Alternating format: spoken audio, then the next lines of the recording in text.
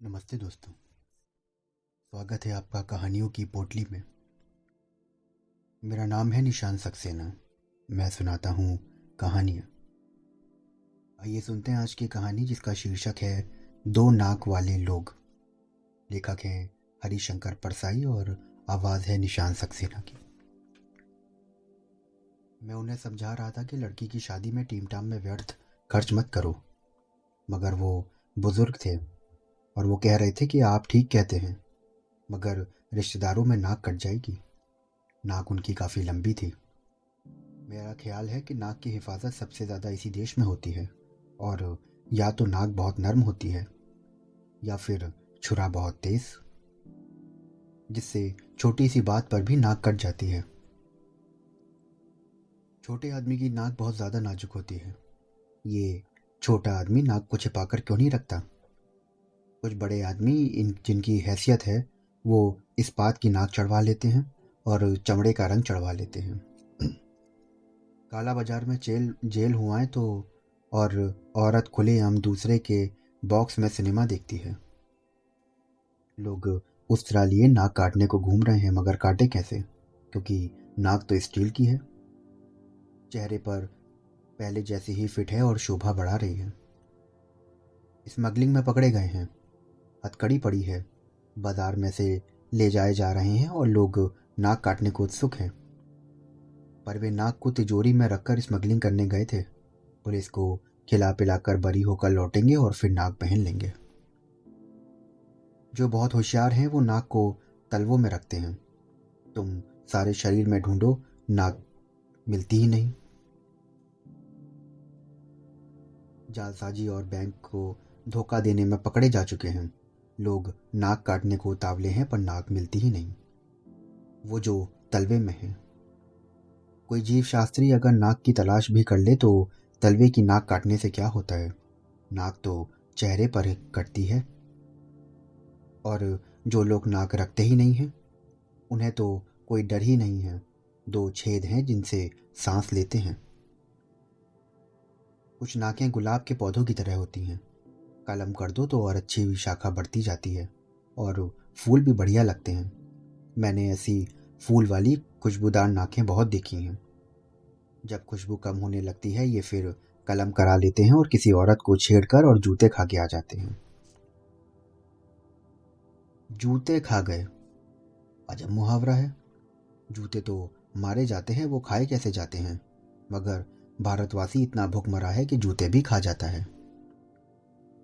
नाक और तरह से भी बढ़ती है। एक दिन एक सज्जन आए, बड़े दुखी थे। कहने लगे, हमारी तो नाक कट गई। लड़की ने भागकर एक विजातीय से शादी कर ली। हम ब्राह्मण और लड़का कलाल, नाक कट गई। भाई, मैंने उन्हें समझाया कि नाक कटी नहीं है, कलम हुई है। 3-4 महीनों में और लंबी बढ़ जाएगी। 3-4 महीने बाद वो मिले तो खुश थे। नाक भी पहले से लंबी हो गई थी, और मैंने कहा, नाक तो पहले से लंबी मालूम होती है। वो बड़े खुश होकर बोले कि हाँ, कुछ बढ़ गई है। काफ़ी लोग कहते हैं कि आपने बड़ा क्रांतिकारी काम किया है। कुछ बिरादरी वाले भी कहते हैं इसलिए नाक बढ़ गई है। कुछ लोग मैंने देखे हैं जो कई साल से अपने शहर की नाक रहे हैं। उनकी नाक अगर कट जाए तो सारे शहर की नाक कट जाती है। अगर उन्हें संसद का टिकट ना मिले तो सारा शहर नकटा हो जाता है। और अभी मैं एक शहर गया तो लोगों ने पूछा, फला साहब के क्या हाल हैं? वे इस शहर की नाक हैं। तभी एक मस्खरे ने कहा कि हाँ साहब, वे अभी भी शहर की नाक हैं, मगर छिनकी हुई।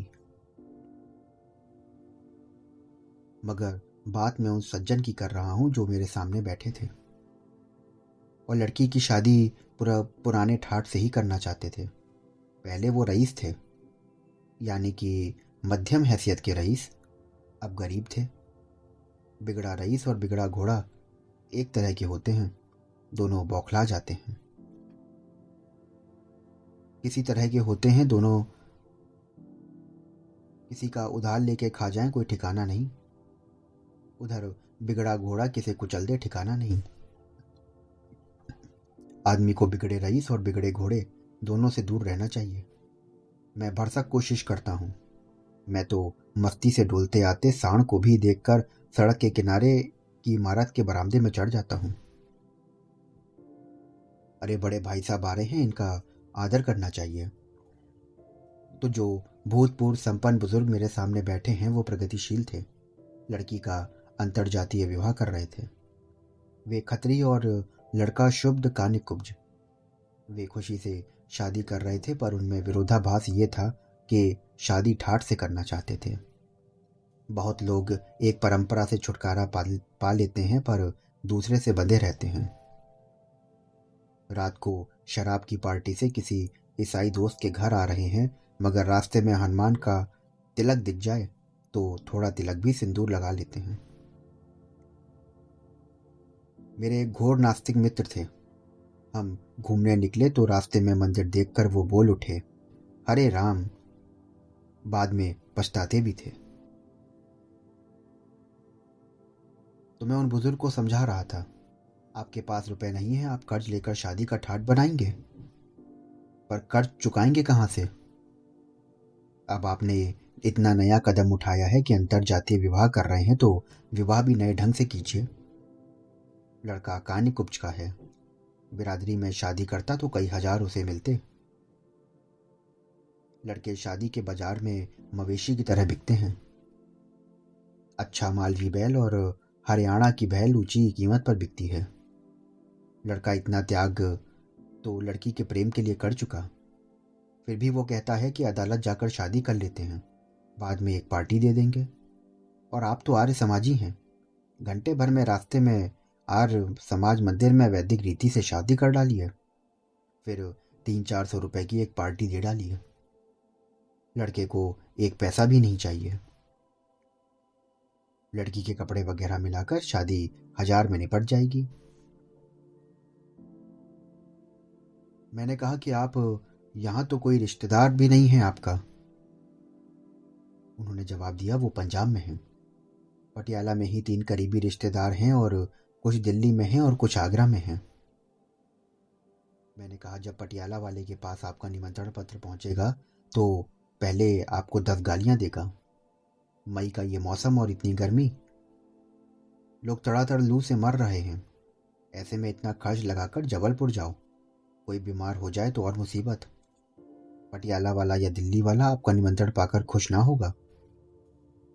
निमंत्रण पत्र ना मिला तो खुश होगा और बाद में बात बनाएगा, कहेगा आजकल जी डाक की इतनी गड़बड़ी हो गई है कि निमंत्रण पत्र ही नहीं मिला।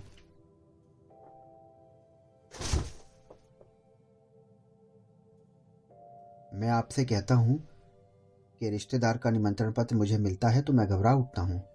सोचता हूँ कि जो ब्राह्मण 11 रुपए में शनि को उतार दे, 25 रुपए में सगोत्र विवाह करा दे, मंगली लड़की का विवाह 15 रुपयों में उठाकर शुक्र के दायरे में फेंक दे, वो लग्न सितंबर से लेकर मार्च तक सीमित क्यों नहीं कर देता? मई और जून की भयंकर गर्मी की लग्नें गोल क्यों नहीं कर देता? और फिर ईसाई और मुसलमानों में जब बिना लग्न की शादी होती है तो क्या वर वधू मर जाते हैं? 8 प्रकार के विवाहों में जो गंधर्व विवाह है वो क्या है?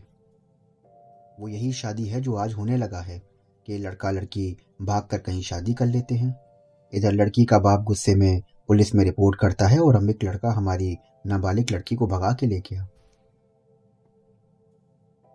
मगर कुछ नहीं होता, क्योंकि लड़की मैट्रिक का सर्टिफिकेट साथ ले जाती है जिसमें जन्म तारीख होती है।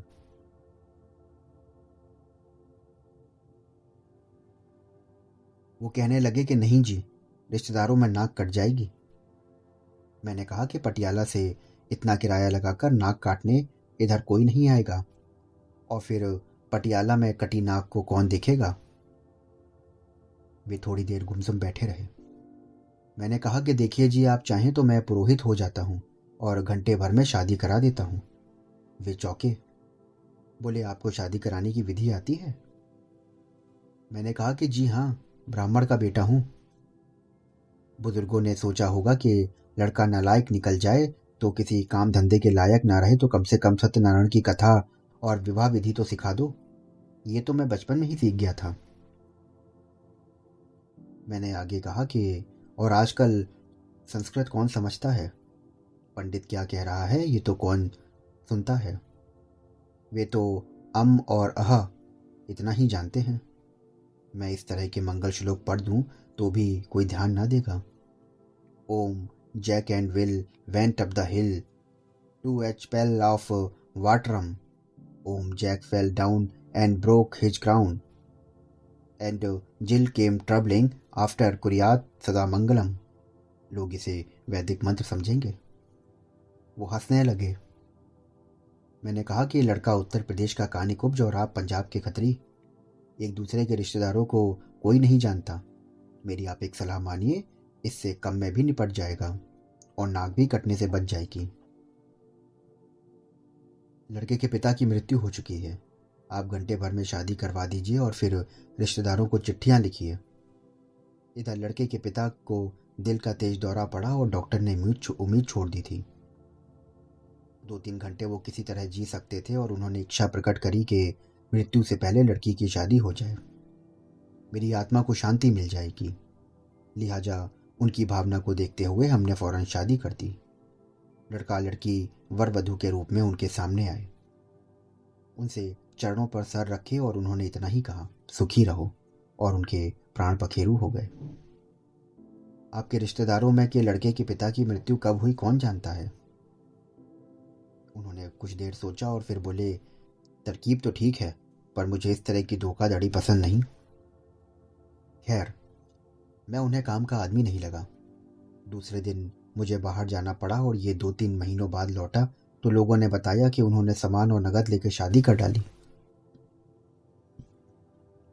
3-4 दिन बाद ही वो साहूकार सवेरे से तकादा करने आने लगे। उनकी नाक थोड़ी थोड़ी कटने लगी। मैंने पूछा कि क्या हाल है। लोग बोले, अब साहूकार आते हैं तो ये देखकर निराश लौट जाते हैं कि काटने को नाक ही नहीं बची। मैंने मजाक में कहा, साहूकारों से कह दो इनकी दूसरी नाक पटियाला में पूरी रखी है, वहां जाकर काट लो। तो दोस्तों, अभी आप सुन रहे थे हरिशंकर प्रसाई जी का लिखा व्यंग 2 नाक वाले लोग। आशा करता हूं कि आपको ये व्यंग, ये कहानी बहुत पसंद आई होगी। अगर आप ऐसी ही कहानियां हर रोज सुनना चाहते हैं तो मेरे चैनल को फॉलो करिए, सब्सक्राइब करिए। कल फिर मिलता हूं नई कहानी के साथ में। शुक्रिया।